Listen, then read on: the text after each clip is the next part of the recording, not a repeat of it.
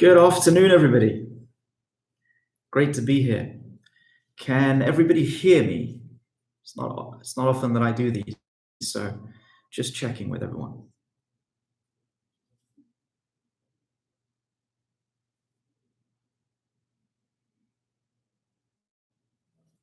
Great to be here. And thank you for taking the time to be with me. So let's begin. I want to get a few things off my chest.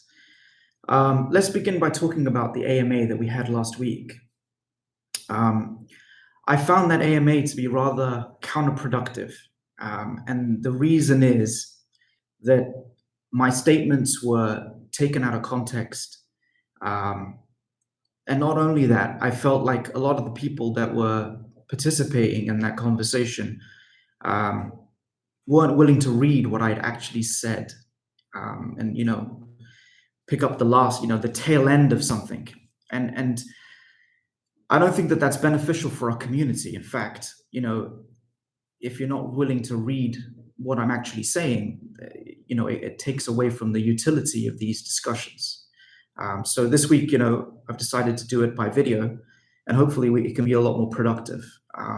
But as a community, we're here to look after everybody's interests, one another's. We're in this together, and so we've got to make sure that these discussions are productive, right? And that's really what I hope to achieve this week. So with that said, let's talk about let's address some of the questions that you guys have raised. Hey guys, great to be here. So lots and lots and lots of questions about exchanges and when unlock and whatnot.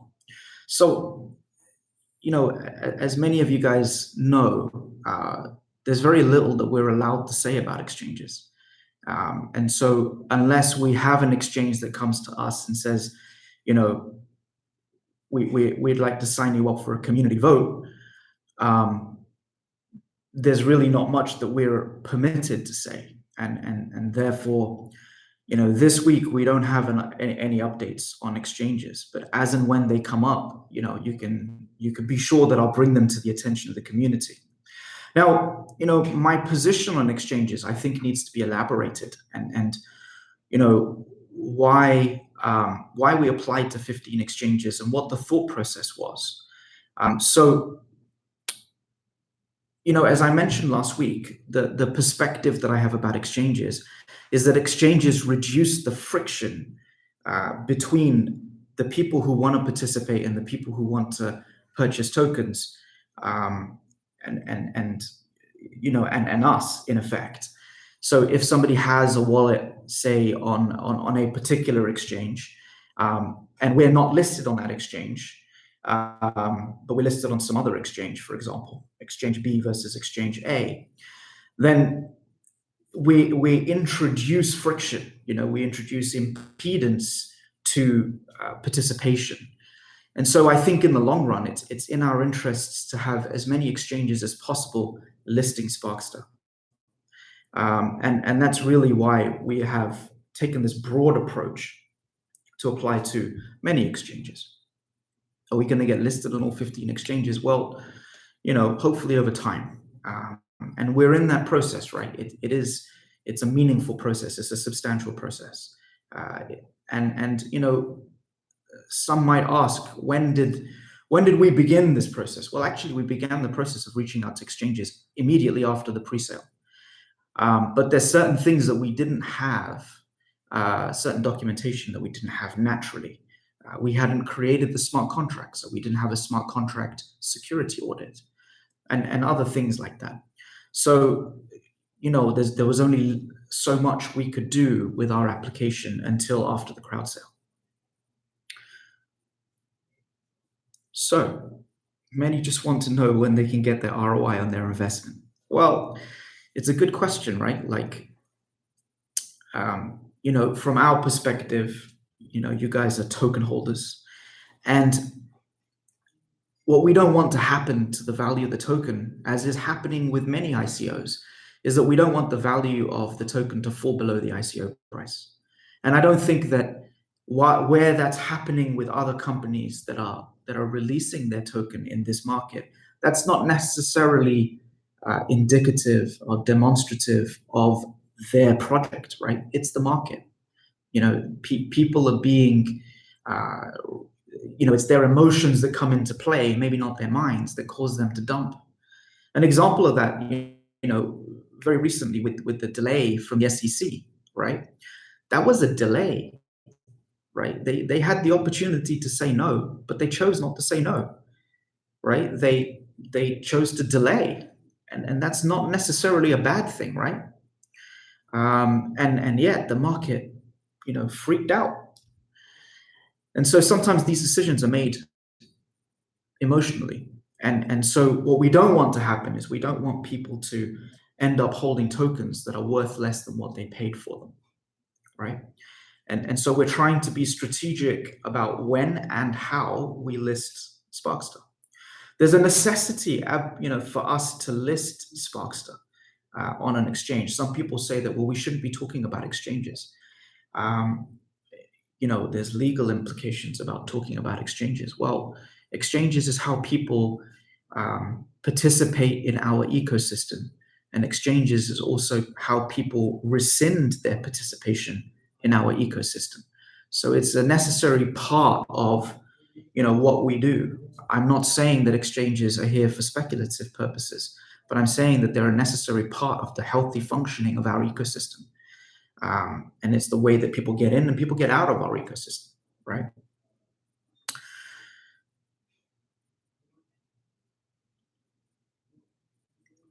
So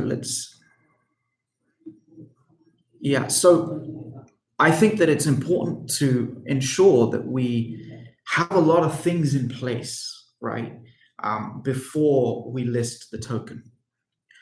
And one of the biggest things that we're working on that I think is critical is a marketing program and a marketing effort. Now, it takes a little bit of time to get this rolled out, but this is one of the things that we're actively working on here. We're in the office about 12 hours a day. We're actively working on this 12 hours a day. Now, there's people dedicated to that, so it's not everybody.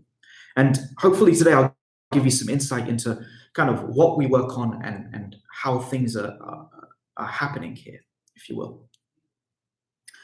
So, other questions? I hope that today we can understand the thought process that will give you some insight into when we might think about unlocking, right? Now, believe me, I want to ensure we unlock as soon as possible, but the right things have to be in place and the right conditions have to be in place, right? So let's talk about what's the team doing? Great to have you from Spain, Esco Butin. Let's talk about what the team is doing and how the team is separated and what I'm actively working on with the team. So you can break the team up into kind of three segments. There's the marketing function, there's the partnerships and business development function, and then there's the development function. Now, with the development team, naturally we're hard at work in delivering on the technology that we have to deliver by the end of the year. We're actively working on building the blockchain, building the different components of the blockchain. And I'm going to elaborate on specifically what's happening this week. One other thing that we're going to also try and do is we're going to try and release updates in terms of what the tech team is doing each week. And those updates will actually come from the tech team. So the beginning of each week, you should hear from the tech team what they worked on the week prior, right? And so hopefully next week we'll release the first update, right?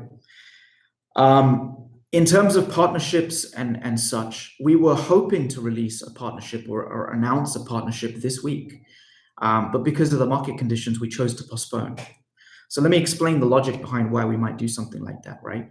It's important that when we release good news, that there's strong participation so that the news can carry, right? And from what we're hearing from YouTubers and such, participation in YouTube channels is low. It's down, right? Because people are depressed with the way things are. And so we've decided to postpone. But hopefully we'll be announcing a partnership next week. There are partnerships in progress, many partnerships in progress, actually. And on that note, I'm not sure if you're aware, but I've been invited by Credits to speak on, I believe it's August 24th, if I'm not mistaken. Here in London, they have an event, and I'll be speaking at their event on August 24th. And so there's more information about our partnership with Credits and what it's going to mean, and so forth. And hopefully they live stream that and you guys can watch that. Okay. So is there any upcoming partnerships? Yes, absolutely. There are upcoming partnerships. We were due to announce one yesterday, but we chose not to. Hopefully, the sentiment improves next week, and we can announce that next week. Okay, so in terms of customers and engagement and mainstream adoption, the thing that I think about probably most of my time, right, is how do we make sure and bring about mainstream adoption? I think that, my perspective on this is that the most important thing here in this industry is mainstream adoption. I don't think that ETFs are going to save the day. I don't think that the investment banking community or anybody else, I don't think anybody's coming to save us, right? It's up to us as projects to deliver and specifically not just deliver technology, but deliver technology that solves people's problems, deliver technology that makes a difference to people's lives.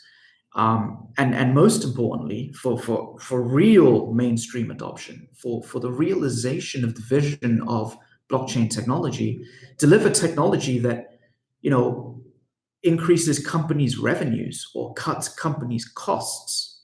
Until blockchain technology is doing that in the real world, I don't think that we're going to see the success that we're all hoping for.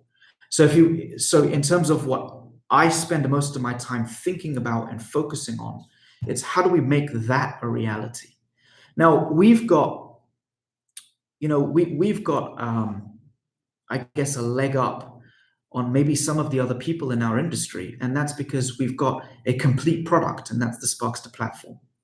So what's the benefit of the Sparkster platform? The benefit of the Sparkster platform is it puts the power of application development in the hands of people that are not application developers or software developers. And you may ask, well, okay, why is that a big deal? It's a big deal because inside of a company, and this is the key, right? Inside of a company, they have inefficient processes. I'm sure in the places you work, you can think about the stuff that you do every day, right? And some of those things, you can probably think about better ways of doing them. You can think about innovating new processes that result in cost saving. If you're not doing those things every day, right, and they can be done in an automated way, then you're saving the company money, right? And this is key. This is what's most important, right? That we have a platform and a technology that can help companies improve efficiency, cut costs. But we also have a technology that can help people create new businesses, right? Bring their ideas to life. And in that process of building new businesses, bringing their ideas to life, they're generating revenue. And I think that that's the fundamental difference between Sparkster and many other people in our industry. Now, that being said, I want to say that, we're very much about building partnerships in this industry and supporting the other people in this industry to work together with us and with one another so that we can collectively build a successful industry here, right? Out of blockchain. And I see that what I'm focused on is how do we make that a reality, right? So JM, I don't think your comments are particularly helpful, right? I don't think that we should be releasing good news when the market just crashed. I don't think it helps us or helps you or helps anybody else who's a real investor in Sparkster, or a token holder, I should say, in Sparkster, with that sort of thought process.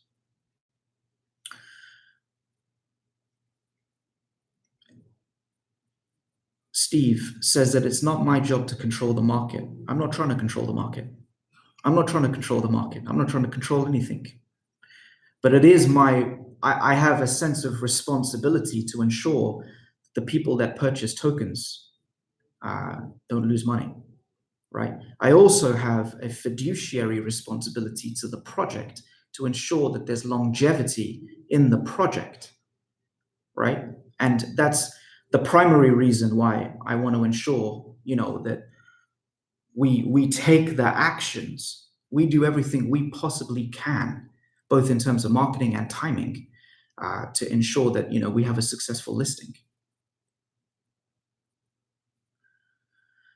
Okay, so let's talk about what is the tech team working on. Do you have an understanding of kind of where we are with partnerships? We're making active progress on partnerships and customers.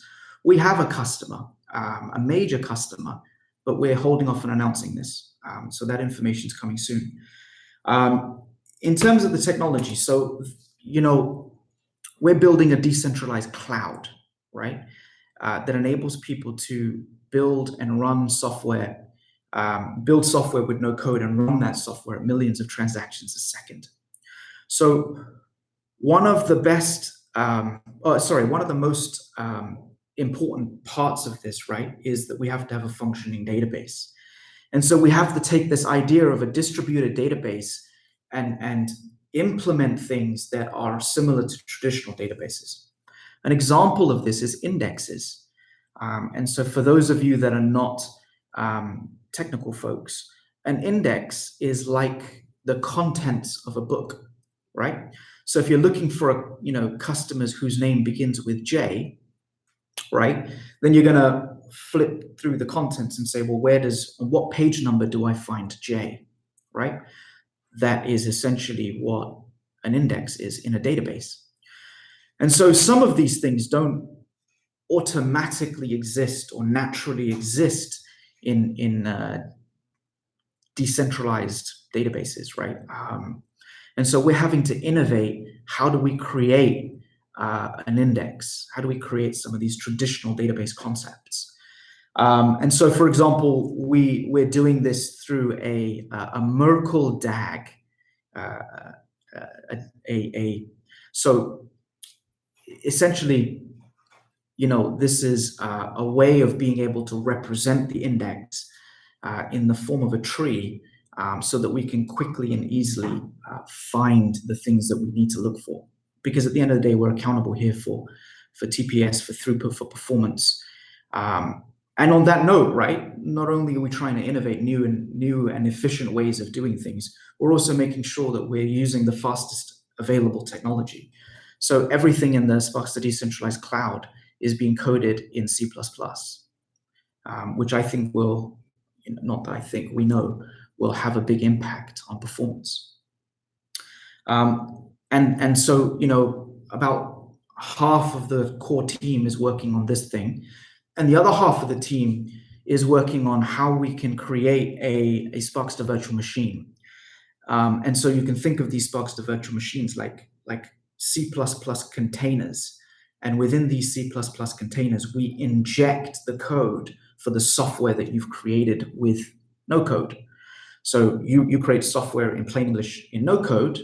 We generate the code for your software, and then we've got to run that code inside of a C++ container at runtime in real time. And so the other half of the core team is working on that. So, these are the things that we're currently working on. We are extremely focused on the technology. But the other side of this is that, my vision for Sparkster is that, Sparkster is a company that's going to change the world. And it's going to change the world because we put the power of application development in the hands of everybody. We make everybody an application developer because we've reduced we've eliminated almost all the necessity to understand anything about software development. You focus on what you want to build without worrying about how it's built. And the way we bridge that gap between what you want to build and how you want to, and how it actually executes, is that we build the automation in the middle to do the things that software developers do, whether it's generating code or generating, indexes in an organic fashion, right? To determining how to writing smart algorithms that help us determine how to traverse a DAG to find the data in an efficient way without needing to necessarily visit all the nodes on the DAG. So there's a lot of mathematics and smart algorithm creation, if you will, that goes into making this efficient and making this happen automatically in an autonomous way, in an efficient way as well. So we're hard at work on technology. But like I said, I'm here to build one of the world's greatest companies. I think we're going to be like a Google in the future. And in that process, I have to also impart leadership amongst my team. So I announced that, the core team is visiting me here from our other offices. And, they're here with me for about 2 months. And we're, not only are we here to build technology, not only are we here to plan how to build technology, but I also have to ensure that they are able to grow into leaders, not just architects or software developers, right? Not software architects or software developers, more than that. We have a big company to build. And the only way that we're going to be able to do that is if I'm surrounded by an army of leaders. And so, this is also one of the things that I'm focusing on is how do I groom my team to lead? Because there's going to have to be a lot of people who, kind of join their ranks and join their teams that they have to lead, and they have to carry, their individual component forward. You'd like to see the office? Yeah, absolutely. So this is our office here in Liverpool Street, central London, and people are hard at work. This is all day, every day. We'll be here till at least 8 p.m. this evening, and we're here till that time every day. So, we're here to make sure that we win, right? And deliver, not just win. We're not here to just win. We're here to deliver a life-changing product. That's what Sparks is all about, right? On that note, I'm going to turn over to Menti and address some of these questions. So we've talked about Unlock. We've talked about Binance. When can you test the project? This is a good question. So we're about to announce, I guess I am announcing, we're going to be launching an innovation fund. And what this means is that we want to inspire people to build businesses on top of Sparkster. Let me give you an idea of what type of businesses I see. What's my future vision for blockchain technology, right? So one of the things that I think that blockchain uniquely empowers, or uniquely facilitates, is the ability to create people-powered businesses. So you might wonder, well, what's a people-powered business? An example of this would be Uber or Airbnb. The majority of the revenues that are generated by an Uber or Airbnb goes back to people. And if you ask me, that's the future of business, right? You know, if we had a decentralized bank where people could take, some spare cash that they have, make it available to this decentralized bank, and it could be loaned to people in the community, and the repayments of those loans, the interest that's earned on the repayment of those loans is returned back to the person who made that small contribution, right? We'd put banks out of business, right? If you guys were harnessing energy from a solar panel on top of your roof and then selling that solar energy to the members of your community, you'd put your local power company out of business, right? Because you may be able to generate power cheaper than they can generate it and distribute it, right? You would likely accept a lower interest rate than maybe the bank might accept. Now, you put your money in a bank and they give you, 0.5%, 1%. But when you take out a loan, you might be paying 6%, 10%, depending on your credit. You might even be paying 20% or more, right? Or if it's a credit card, for example, you're paying, 28% or something outrageous like that. Or what if that was being returned to the people that contribute the funds rather than going to centralized banks where they pay you 1% and keep the rest, right?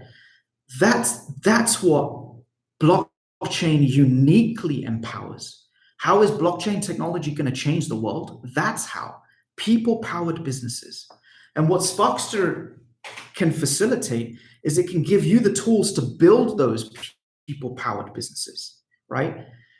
And so what we will be doing is we will be starting an innovation fund to provide the tools, meaning obviously the platform, but also our support to help you get those businesses built on Sparkster's platform using Sparkster's tools, and then funding to be able to market and take those businesses forward. So this is coming in the future. I also have the intention to create a Sparkster Foundation for the long-term governance of our blockchain. Now, I want to be clear. These are planned, particularly the foundation is planned, right? But at this moment in time, it's too big for us to chew on, right? I mean, it's too big to bite off, or whatever the expression is. But it is something that we want to do so that the community participates in the development and the ongoing, administration and governance of our decentralized cloud, right? So these are things we're thinking about. These are things that we're planning. But we're not in a place yet where we can, to be honest with you, where we can work on them. We're too thinly stretched, and we've got things to focus on right now that are pressing, right? So yeah, I hope that is a very extensive answer to the question. What are we working on at the moment? I think we've discussed that. What are the main indicators for us to unlock? Well, I think that, look, there's things we have to have in place, right? We have to make sure that there's a liquidity provider, right? To make sure that if people want to exit, it doesn't impact everybody. If people want to enter, they can enter a reasonable price. So liquidity providers is one thing, right? Then there's, exchanges naturally. There's work that we have to do to make sure that we're building broad awareness and understanding, not just of Sparkster and Sparkster's technology, but also Sparkster's vision, kind of the vision that I just laid out for you guys a few moments ago. And so, we're working on ramping up marketing efforts to communicate that. So yes, that's another thing. And then we've got to have at least stable and growing conditions in the market. And that's important, right? We don't want fear from irrational fear to cause people to unwittingly lose money, right? So that's kind of our thought process.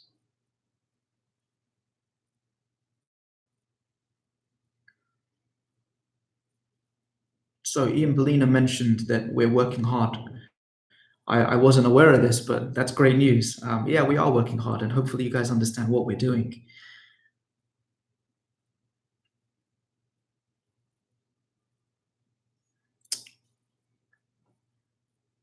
Are there upcoming partnerships? Yes, there are. So as I mentioned, I'll be speaking at Credit's conference here in London. I believe it's August 24th. But there are both customers and partnerships that are yet to be announced.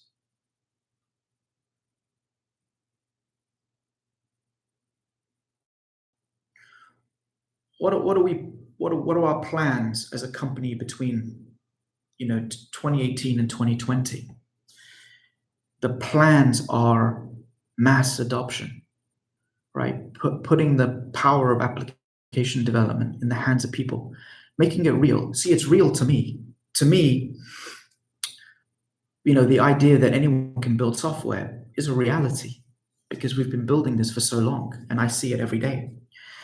But it's about making that awareness and that understanding real for people, right? And truly helping people to build businesses, to not just do work, but not just do work at work, right? Not just to do the day to day, but actually improve the company, contribute to the company by improving processes, eliminating waste or paper processes or whatever that might be. No summer vacation. I wish I had a summer vacation, but now's not the time for that. Maybe next year.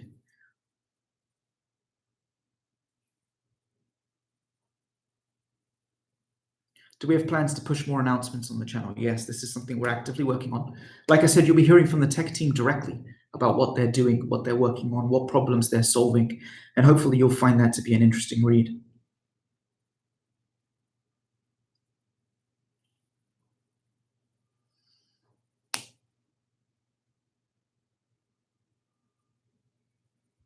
What marketing do we have planned? Well, the primary marketing that we have planned is to communicate the vision, to communicate our perspective on the future and how Sparkster brings about this future. And so you're going to see that beginning to roll out, in reasonable time.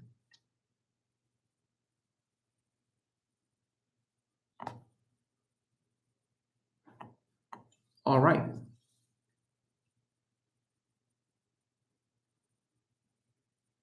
Have the security issues been fixed? To our knowledge, to the best of our knowledge, absolutely, the security issues are fixed. If anyone's aware of anything that isn't fixed, please let us know. We can get that resolved. But for example, you'll see that we are constantly under DDoS attack, all the time, pretty much. But that's not impacting service because we've taken care of, I'm not saying that the attackers won't get more sophisticated, but at their current level of sophistication, we've been able to mitigate that risk. And so from what we know, not just DDoS attacks, but other, any security vulnerabilities that we're aware of have indeed been addressed.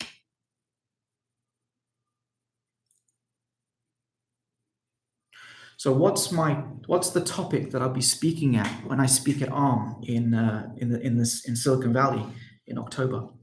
So I'm going to be speaking about how IoT is dependent, or I should say, not dependent, but how IoT can support the evolution and development of, how blockchain can support the evolution of IoT. And so specifically, we're partnered with ARM, but we've built a solution for ARM's embed devices. And embed are essentially the microcontrollers in so many devices around the world, literally billions of devices around the world. So for example, the windshield wipers on your car are probably being controlled by an ARM embed device. The mirrors, when they go in and out, they're probably being controlled by an ARM embed device on your car. And so that gives you, your microwave is probably being controlled by an ARM embed device, or at least these things are being controlled by microcontrollers. And so in effect, we are partnered with that division, and that division builds IoT devices. And I will be speaking about how blockchain can support communication, integration, governance, management, updates, and so forth. And specifically, I'll also be talking about how Sparkster's platform can be used to build these devices. So if you go to our YouTube channel, you'll see a video with some kids. I think it's under the demos section. You'll see a video with some kids that was shot at the beginning of this year, if I'm not mistaken. And although you won't see the screen in that video, you'll see some kids, essentially you'll hear kids coding an IoT device. What they're using is the platform that we built for ARM, and we built, as our integration with ARM, if you will. It's a codeless way in which you can build IoT devices. And it's simple enough that kids are using it. And so what they built, just to give you some context of what you're going to be looking at, you'll see a little breadboard, this white thing with an LED light on it. With a tilt sensor on it. And there's an LED light on a board. And when they flip the board, which has a tilt sensor on it, it turns the light either on or off. And when they flip it the other way, it turns back on. So the kids built that without writing any code. They programmed how the tilt sensor is interacting with the LED light. And when the tilt sensor is one way, turn the light on. And when the tilt sensor is another way, turn the light off. The kids did that with no code, right? So, this I think gives some context to when we say anyone can build software. Well, kids are building IoT devices using Sparkster, and it's real. If kids can build IoT devices, why can't they build applications? Why can't we build applications that change the world? Not only can we, but we will, right? When are we going to do the testnet? So, the team is really focused on using the time that we have, both with me and together, because they are in different offices around the world. We have 3 offices, by the way. We have an office in Orlando. Well, we have now almost 4 offices, and potentially 5. So let me talk about this. The current offices that we have in place are in Orlando, Florida, in the United States. We have an office here in the center of London, and we have an office in India, in Bangalore. And we are imminent in opening an office in Los Angeles, in California. And we have a plan to open an office in the Cayman Islands, right? So currently, essentially the core, the top tech talent in our company is here with me in London. And we're using the time that we're together to discuss architectural stuff, to essentially plan development, and also for me to impart, my thoughts and my guidance on how they can grow to become leaders, because they do need to lead, right? I need an army of leaders around me, as I mentioned earlier. And so, yes, that's what we're focusing our efforts on right now. So the testnet and those sorts of things is something that we'll begin to kind of discuss and begin giving announcements about once they return back home.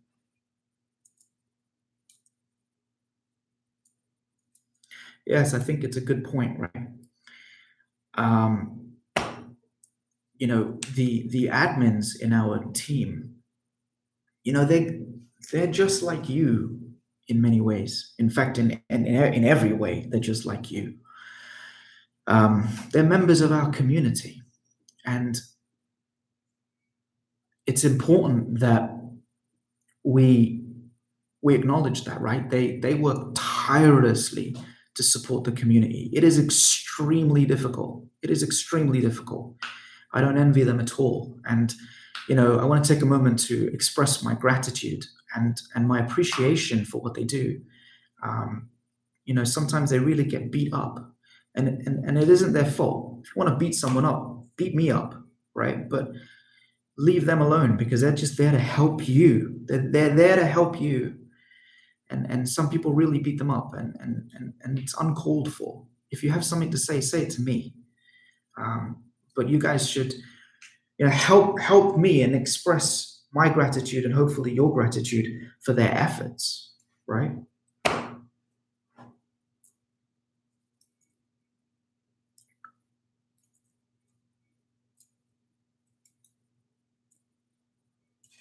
Can the technology be implemented in sports? Can you give me an example of a use case? I mean, that's kind of broad, right? So can you give me your thoughts on that? Do I like Bitcoin? Of course. But, without Bitcoin, guys, would we be here today? I don't think so, right? So yeah, absolutely. I think Bitcoin is a powerful technology, and it's given rise to an entire industry. What we believe about what Bitcoin will be in the future and so forth. What's more important is that the technology that it's imparted to us and this ecosystem that it's created or been responsible for creating is remarkable.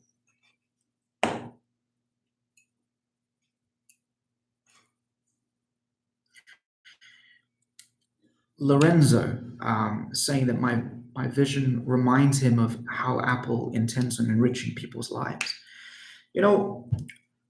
I think that the greatest companies in the world do that in some way, right? In some way, shape, or form, they all enrich our lives. And what's the point of it all, right? I mean, money can get you so far, but for me, the most important thing is making a difference, improving people's lives, giving access to the future to the people that are going to be left behind without us, right?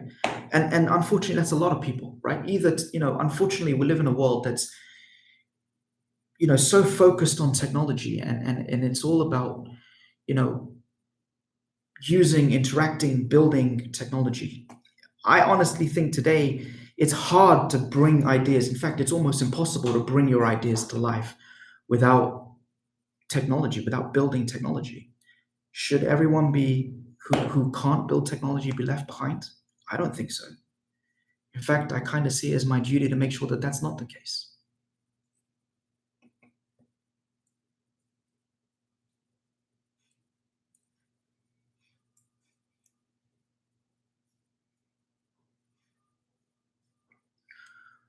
Fred asks,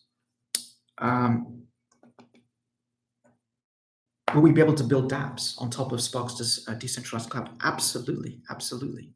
No doubt about it.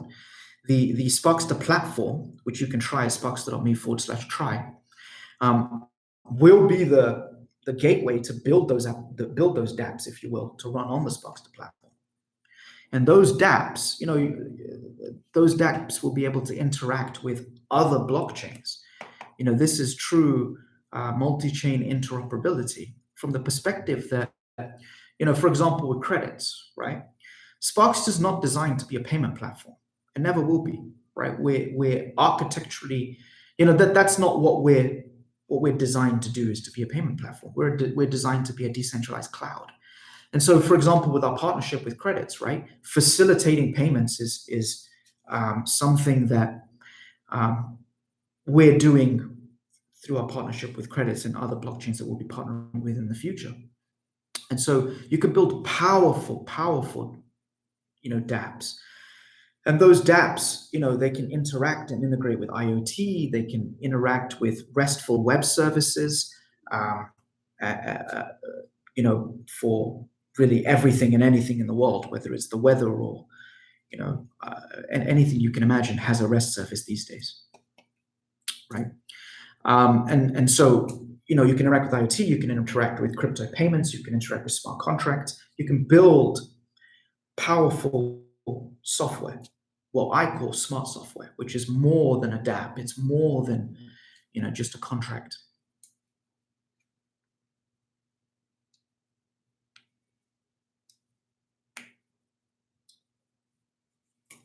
Evgeny is asking about, can Sparkster be used to track speed and so forth of whether something was in or out or what speed the ball was at? Absolutely. The sensors exist. The data can be communicated from the sensors to the blockchain. It can be analyzed, it can be processed, and that can be built with Sparkster with no code. Absolutely.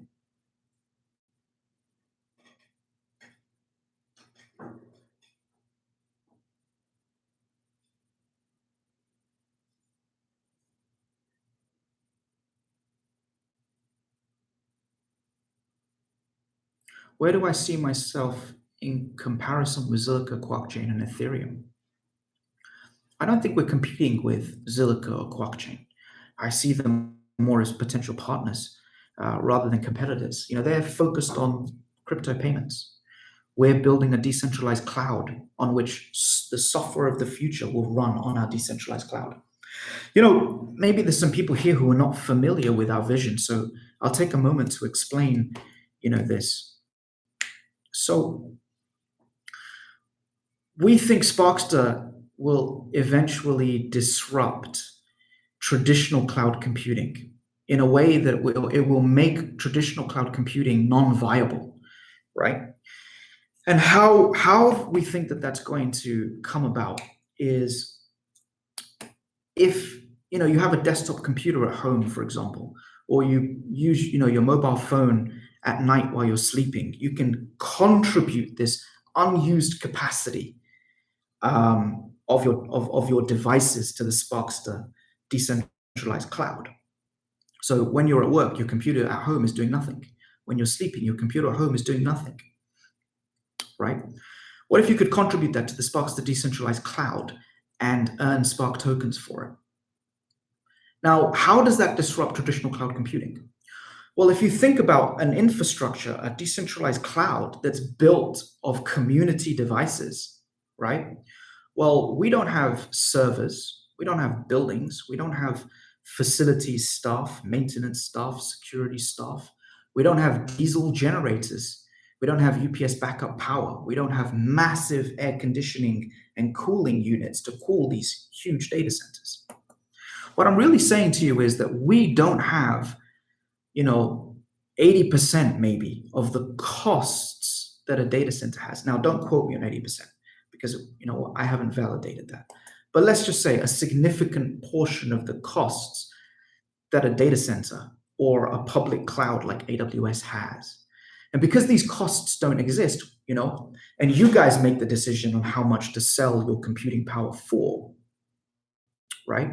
We can provide computing power at a price that traditional cloud computing could never compete with.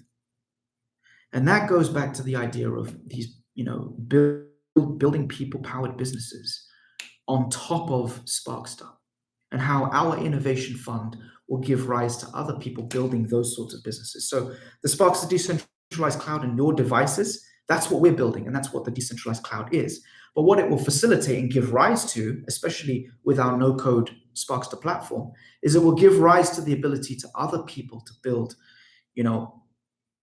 decentralized banking and loaning platforms and power stations and such. Can I speak about the Spark token and why people will need it? Great question. So there are three types of nodes in the Sparkster decentralized cloud. We have compute nodes, we have storage nodes, and we have verification nodes. Compute nodes and storage nodes are proof of stake. Now, if you look at the bottom of our white paper towards the end before the teams section, if I'm not mistaken, we outline the mathematics of how a transaction is allocated to somebody who's contributed their device. So you have a mobile phone, right? And you've made that available to the network for the night. How do you get allocated transactions? Well, that's dependent on the number of tokens you stake. If you're storing information, you're being paid to store that information using tokens, right? Again, And the probability of assignment is a function of the number of tokens you stake relative to the number of tokens in total that have been staked. Right? Can people hear me? Someone's saying no sound.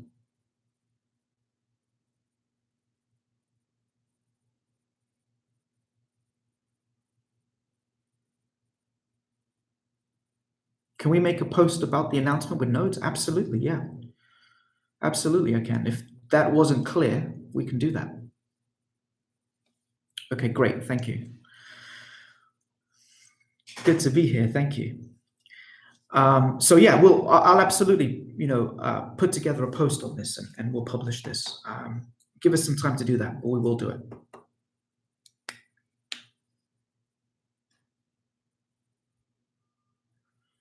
Let's see what other questions I can answer. So,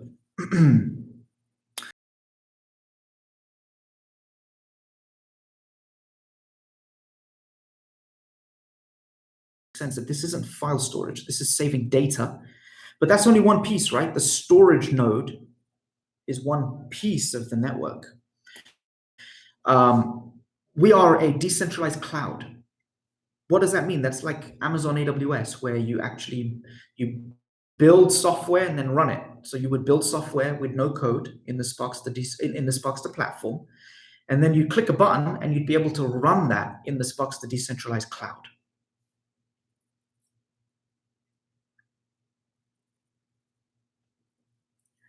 Evgeny wants to have a tennis tournament paid in Sparkster tokens. I like that. I'm a big fan of tennis.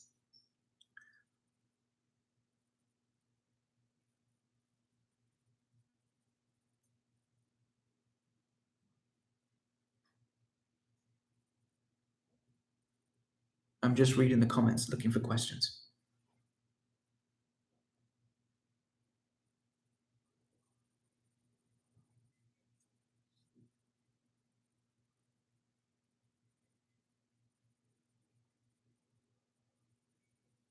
Red Tomato, I'd love your support. If you can help us, disseminate this information about the technology and also help us make it understandable. As technology people, maybe we communicate in a way that's overly complicated. And if you can help us make that digestible, that'd be great. Any updates on the testnet capability? So it sounds like we have people here that don't really know too much about our project. So I'm going to really talk about Sparkster's TPS performance. So I'm not sure if people are aware, but we have publicly demonstrated 52,000 transactions a second. And we did that live here on YouTube in our last AMA, which I admit was a while ago.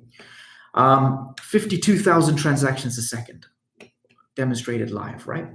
So how do we achieve, 52,000 transactions a second? And how will we achieve, and will we achieve 10 million transactions a second, which is what I think is the theoretical limit. I'm sorry, not theoretical limit. There's no theoretical limit. What I think is the practical limit of our network, right? If you look at the population of the world and then think about how many people might contribute devices, we come up with a practical limit of about 10 million transactions a second. So how do we achieve this?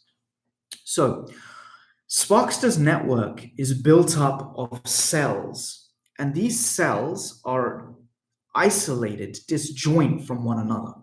And what a cell is an entire blockchain. So one cell is a blockchain. Another cell is a different blockchain. And these two blockchains don't communicate with each other. They don't communicate with each other. Now, each blockchain is able to process 1,000 transactions a second. So if you have two cells in parallel, how many can we process? 2,000 transactions a second. If we have 1,000 cells, how many transactions a second can we process? 1,000,000 transactions a second. And like I said, we demonstrated 52,000 transactions a second live, right? And so let me give you some benefits of this. Like, how is that useful? You might be wondering, right? Okay, so you have a piece of software that you've built in the Sparkster platform, and you built that with no code. Now, maybe you're the next Uber and you've got loads of questions, right? So what am I saying? You've got loads of transactions, you've got loads of users in this Uber application.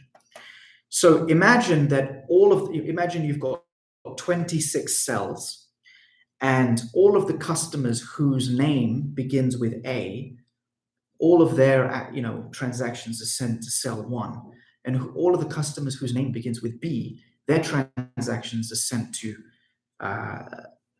the second cell, and so forth.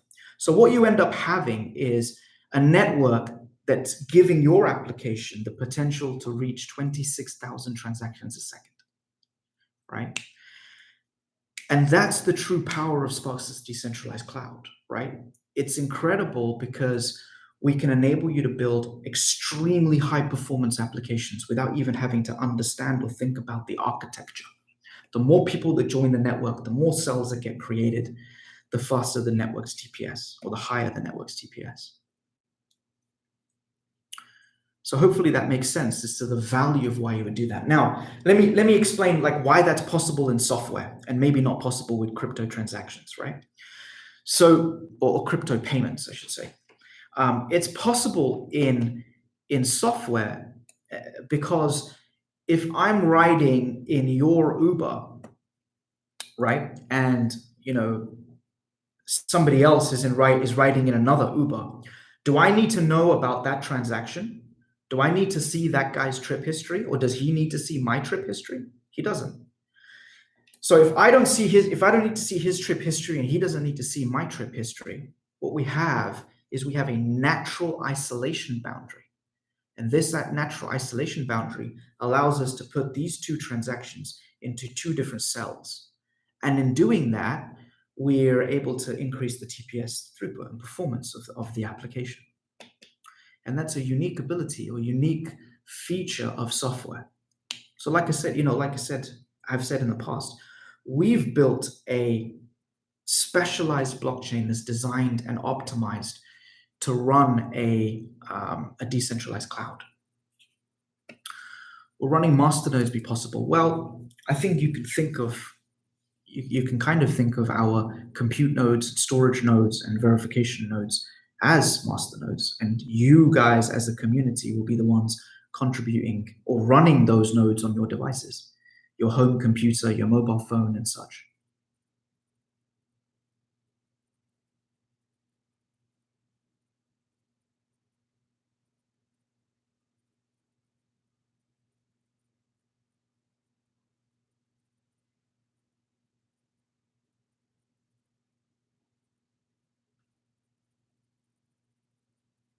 What about integration with other networks like Neo, WAN, Cardano to facilitate payment transactions? Neo and Cardano are both on our roadmap. We plan to integrate Neo and Cardano.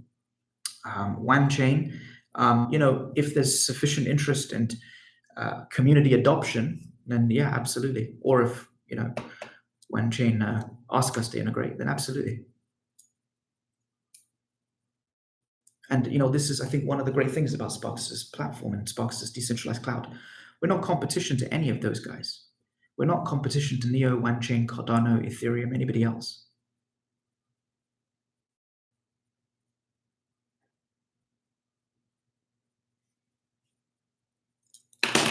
What will make Spark tokens get more value? Utility.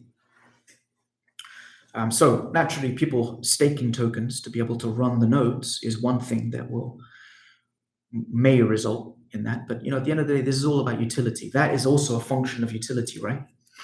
And what I mean by utility is what I really mean is adoption. When people are using the Sparkster decentralized cloud and building software on the Sparkster platform, that's when we're really going to see this take off. And that's what we spend a lot of time working on. And I mean a lot of time working on.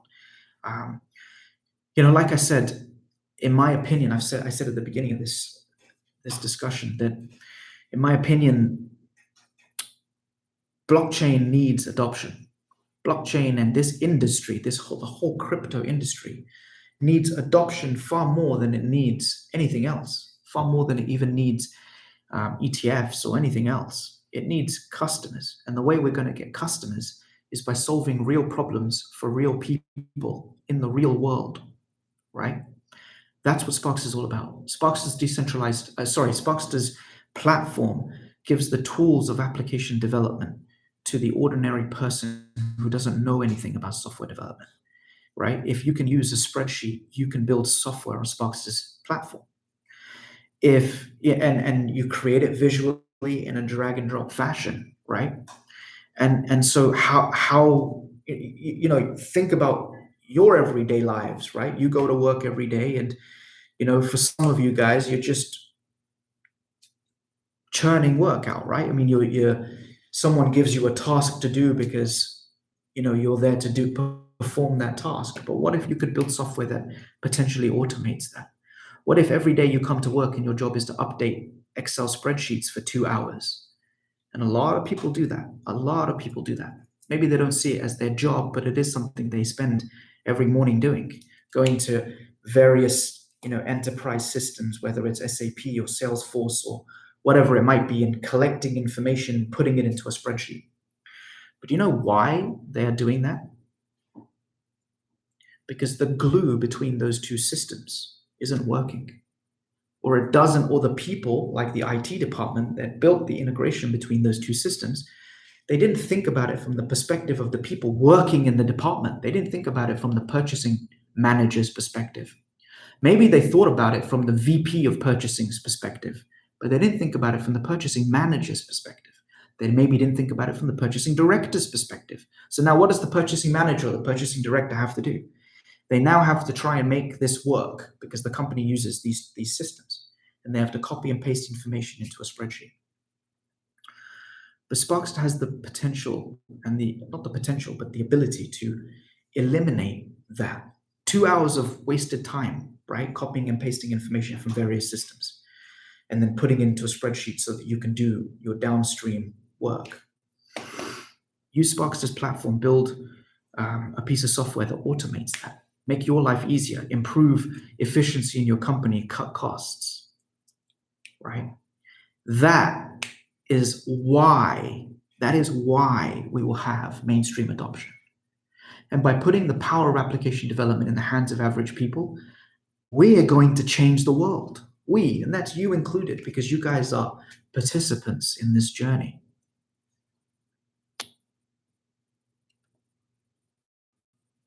Right? So Sparkster doesn't just talk about mainstream adoption. We're not just talking about it.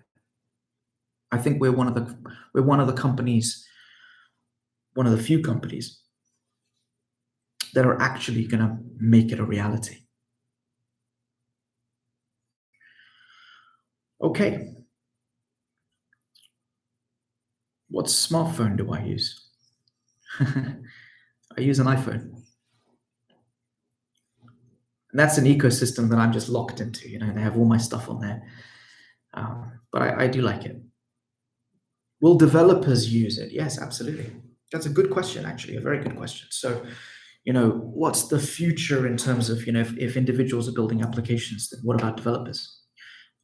So developers are not left out, right?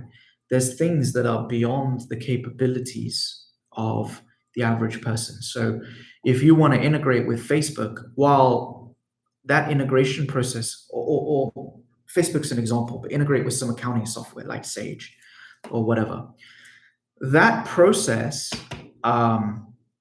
it's codeless. There's no code to write, but it's technical, right? In Sparkster's platform, it's codeless, but it is technical. You've got to know things like what security model that they're using. Is it OAuth 2? Is it OAuth 1? Right? What's the URI? Where do I get my security token from? And all of this stuff, right? Now, a developer could come along, build that integration in about 10 minutes, right?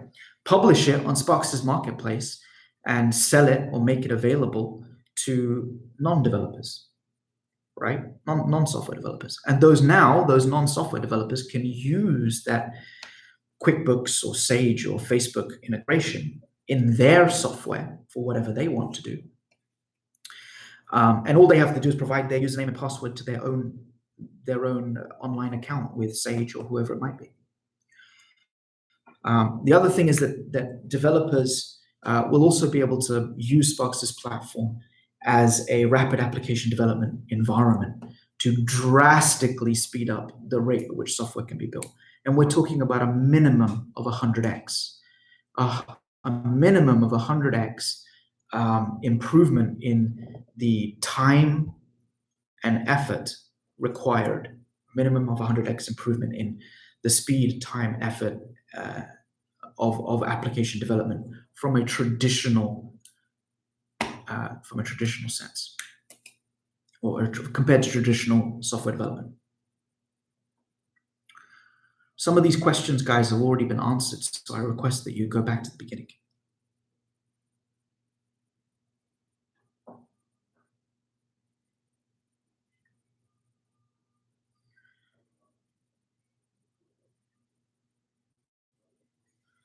Did Ian invest in Sparkster?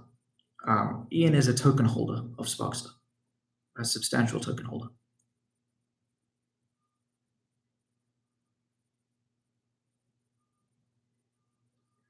Will you guys be able to view my ARM presentation? Absolutely. We will be filming it. I don't think we can bring it to you live, but we will be filming it and we will publish it.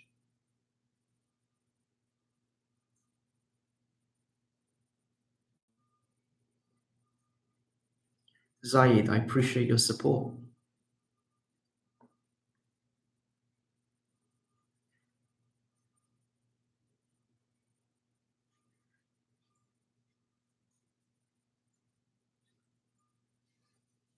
Hamza wants to know how he can grow his YouTube channel.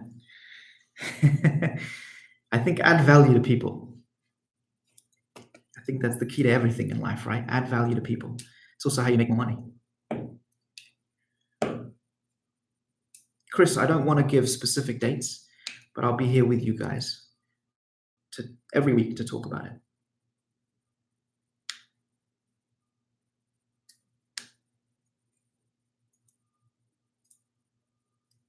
When am I coming to India?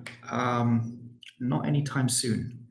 I think not this year, if I'm not mistaken. All right, guys, let's wrap up and let's leave it there. I appreciate all your time. Thank you very much. It's been a pleasure to be here with you. And I hope that for you, this AMA this week was far more productive and useful than the AMA we had last week. And if you guys think so, let me know in the comments and such, and maybe we'll continue to hold this sort of a format going forward.